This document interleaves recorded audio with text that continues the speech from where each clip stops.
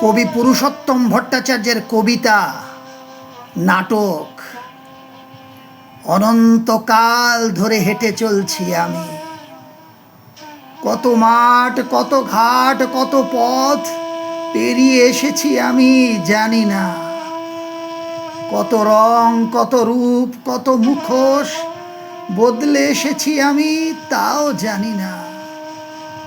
চলছি আমি অবিরত নিরন্তর, জানি না আমি এ পথের শেষ কোথায়। আচ্ছা, আমি কে তাও তো জানি না, খুব মুশকিল। আর কেমন করেই বা জানবো বলুন? প্রতিবার নতুন নাটক, এক নতুন পাঠ।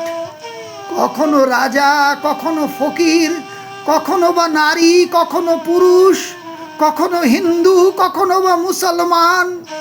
এই আমি কত রূপে সাজি।